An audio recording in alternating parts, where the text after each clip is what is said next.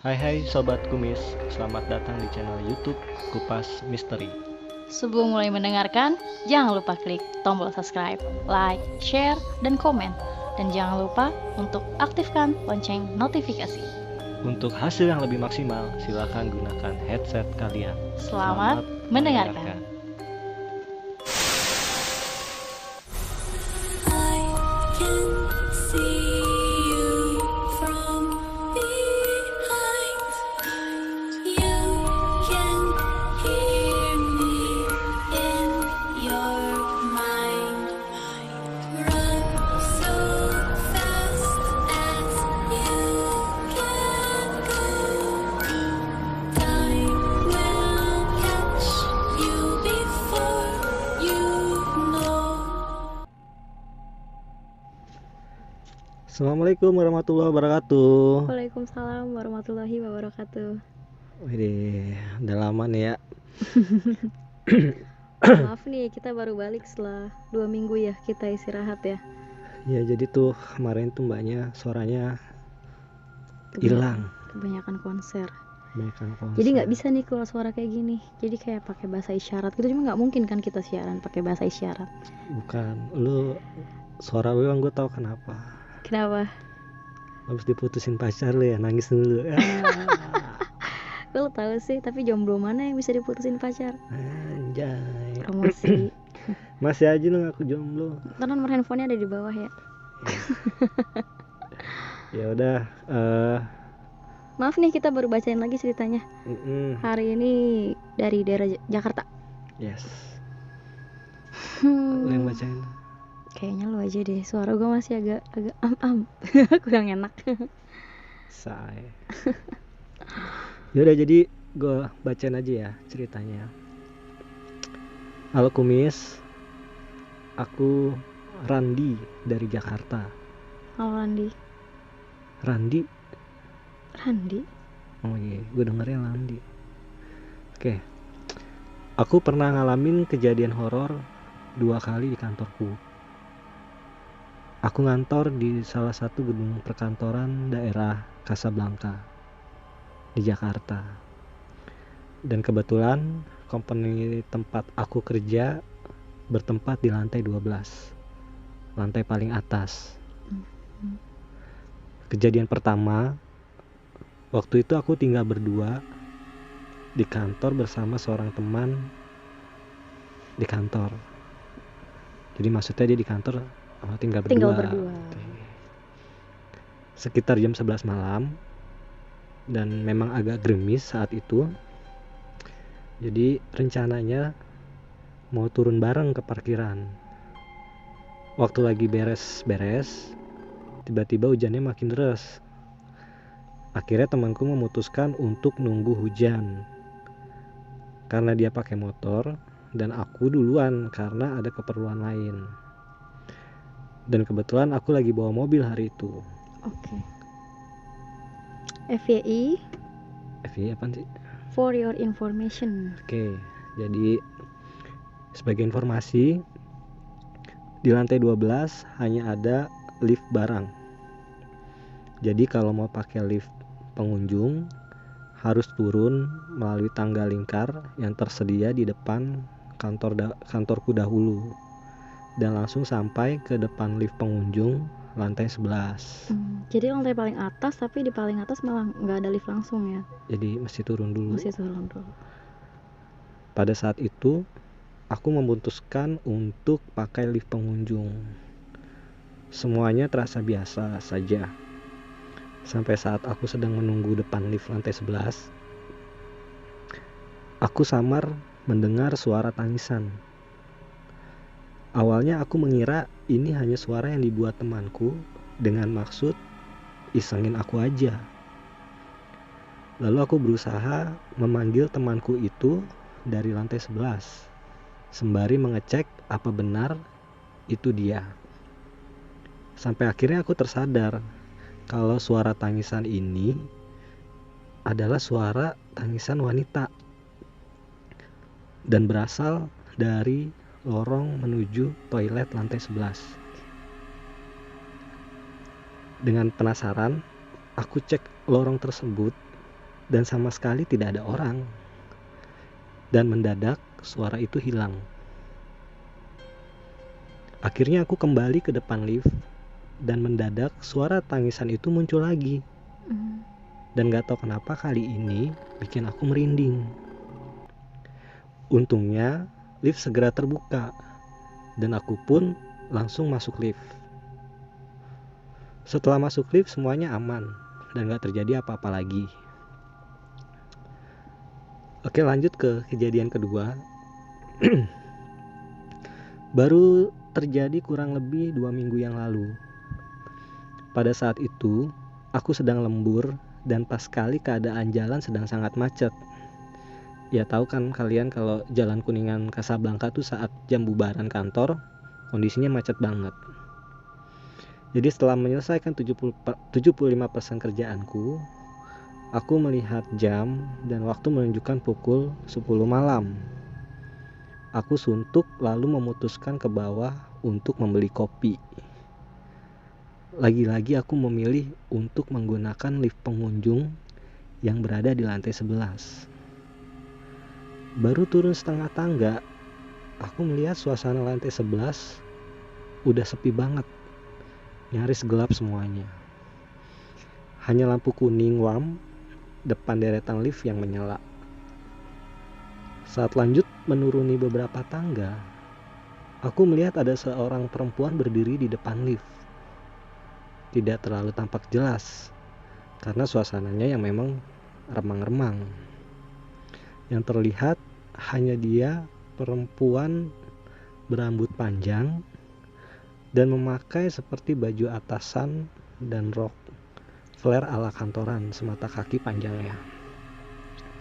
Aku pikir, masih ada orang ternyata jam segini di lantai 11. Tapi yang gak aku sangka, saat aku maju lagi beberapa langkah menuju lift depan perempuan itu berdiri, tiba-tiba perempuan itu maju lalu menembus masuk ke lift dengan cara melayang. Padahal pintu liftnya sedang dalam posisi tertutup. Bahkan ternyata tidak ada yang menekan tombol lift itu. Akhirnya karena panik dan kaget, aku langsung lari menuju lift barang di belakang dan berhasil turun sampai bawah. Dan setelah menenangkan diri sejenak, aku memutuskan untuk buru-buru ke atas melalui lift barang, ambil semua barang-barang aku dan langsung pulang tanpa melanjutkan pekerjaanku. Keesokan harinya, aku menceritakan kejadian 2 malam terakhirku itu kepada rekan-rekan kerjaku yang lainnya. Yang ternyata mereka pun mengalami hal yang sama. Temanku bercerita, namanya Raka. Waktu pas zuhur, teman sebelah saya ngajakin sholat bareng. Kata saya, nanti aja, lagi banyak kerjaan. Ya sudah, akhirnya dia jalan sendiri keluar ruangan. Kata dia pas mau masuk toilet, dia lihat saya lagi wudhu dan dia nanya, "Mas, kok udah sampai sini aja? Katanya sholatnya nanti aja." Ditanya begitu, diem aja. Ya udah, jalan lagi tuh ke dalam ruangan. Kan di dalamnya itu ada musolahnya. Pas ke dalam, dia lihat lagi tuh saya, sambil kaget lah, sambil ngomong, "Lah mas, bukannya tadi lagi wudhu?" Dia nanya sambil pucat mukanya gitu. Terus saya jawab, "Dari tadi di sini aja kok, nggak kemana-mana." Dan ternyata yang tadi disapa teman saya itu bukan saya. Terus temanku yang lain juga bercerita. Sebut saja namanya Mbak Nia. Kalau Mbak Nia pernah waktu itu siang hari, tepatnya jam makan siang. Gue lagi fokus sama kerjaan gue. Tiba-tiba bos datang masuk ke ruangan. Karena ruangan si bos persis di depan meja gue, Jadi mau nggak mau gue pasti lihat.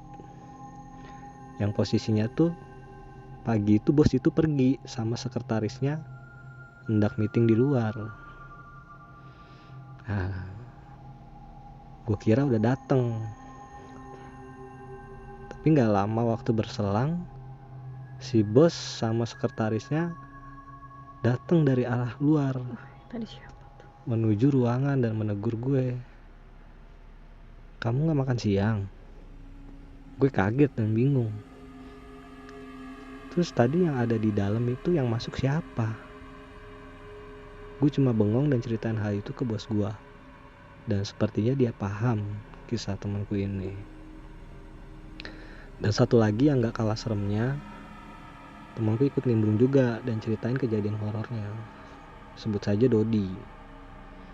Kata Dodi begini ceritanya. Jadi waktu itu gue lagi di wastafel.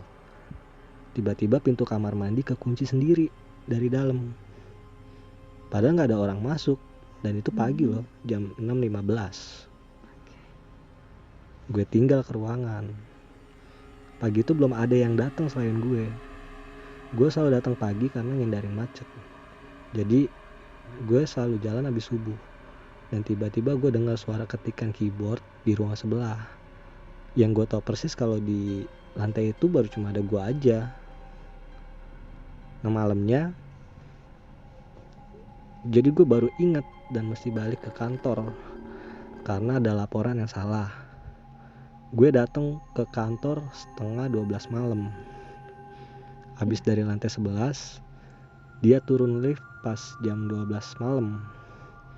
Waktu sampai lantai 9 liftnya berhenti dan kebuka, tapi nggak ada orang yang masuk. Ya udahlah ya, gue tutup pintunya tapi nggak bisa nutup liftnya. Kayak ada yang nahan lift dari luar gitu. Karena penasaran gue nengok keluar lift. Pas nengok ke kiri, ada perempuan pakai baju putih rambutnya panjang. Langsung gue tutup liftnya, terus ke lobi dan langsung lari. Sesampainya di bawah, gue iseng ngobrol sama security dan ikut ke ruangan CCTV. Ternyata kondisi bangku gue di atas lagi kegeser-geser sendiri. Gue langsung merinding seketika. Dan masih banyak lagi yang lainnya kalau kata cerita si bapak security ini masih banyak cerita serem-serem lain. Ya gue sih percaya karena barusan aja gue ngalamin hal yang cukup horor di dalam hidup gue. Oke, itu pengalaman horor aku dan teman-teman aku di kantorku sekarang ini. Aku sudah bekerja kurang lebih 1,5 tahun di sini. Konon katanya mereka yang suka mampir di sini berasal dari komplek pemakaman yang berlokasi di sekitar gedung kantorku ini. Oke, terima kasih Kumis udah dibacain ceritanya. Sukses terus buat Kumis. Assalamualaikum warahmatullahi wabarakatuh. Waalaikumsalam warahmatullahi wabarakatuh. Gue tahu lokasinya. Bener berarti. Ya kalau sekelilingnya itu komplek pemakaman, di sampingnya itu mall Kokas, sebelahnya mungkin itu ada gedung, ya mungkin Jadi harusnya sih itu. Kalau dikelilingi komplek-komplek itu.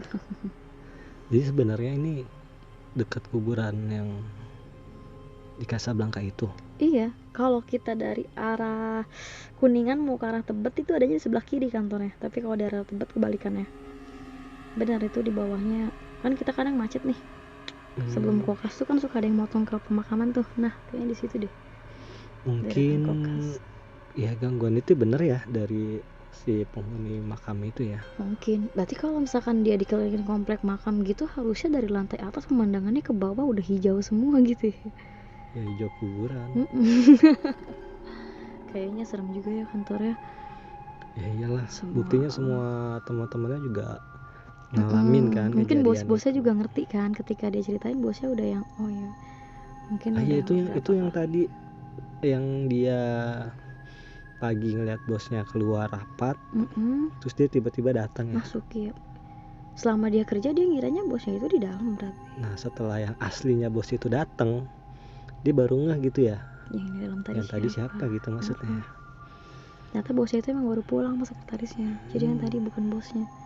Tapi pasti ceritain bosnya kayak udah yang gitu, Jadi kayak udah paham gitu ya. tuh kayaknya sih gitu. Serem juga ya kantornya, branding itu yang sampai 11:30 harus pulang, kayaknya itu materinya buat besok pagi meeting atau gimana mungkin ya, karena kayaknya urgent banget ya sampai harus balik lagi jam 11:30 malam. Terus juga kayaknya di lantai yang paling horor tuh lantai 11 itu ya. Ya kan? Mungkin karena aksesnya mereka pasti ke situ juga kali ya, jadi disengnya aja ke sana nih orang pasti ke sini gitu, karena di atas itu nggak ada lift pengunjung. Akhirnya yang Tapi- pas dia ngambil barang dia paksanya lewat Tapi lift gue barang. yakin di lantai-lantai yang lainnya pun juga bakalan punya cerita horor sendiri. Jadi nggak cuma di lantainya dia aja. Betul. Jadi mungkin di lantai ini yang ngisengin ini, di lantai ini yang ngisengin ini kali ya. Jadi punya daerah masing-masing gitu. Jadi kan di lantai 9 juga sempat ada kan, Lantai yang 9 ya. liftnya kebuka padahal tuh nggak ada orang, berarti kan nggak ada yang mau naik. Logikanya kalau misalkan lift itu kebuka artinya ada yang mencet. Kalau nggak ada ya kalau dia akan itu sih turun bisa terus. jadi orang iseng ya. Tapi kan jam nggak ada malam juga bosnya. ya. Oke lah. Buat teman-teman yang mau nambahin ceritanya, mungkin yang kerja di kantor tersebut dan mau bagi cerita seremnya, bisa tulis aja di kolom komentar. Atau kirim ke email kalau mau dibacain. Boleh. Dan makasih buat para penggemar setia Kumis. Dan buat yang udah ngirim ceritanya juga. Masih mau menunggu kita, udah setelah berapa minggu nggak upload. Doain aja kita semoga sehat terus supaya bisa upload terus ya. Ya, dan buat yang belum dibacain mohon bersabar karena kita pasti akan bacain email satu persatu dari bawah. Iya betul. Oke, kita cukupin aja malam kali ini supaya mbaknya juga bisa istirahat biar bisa siaran lagi. Oh gitu. Gak ikhlas banget kayaknya bawa ini. Ya. Udah jangan galau lagi ya. Oke, udah. Kita tutup lagi. Jangan lupa untuk terus pantengin cerita kita di Kupas Pas Misteri. Selamat malam, selamat beristirahat. Oke, dah. Dah.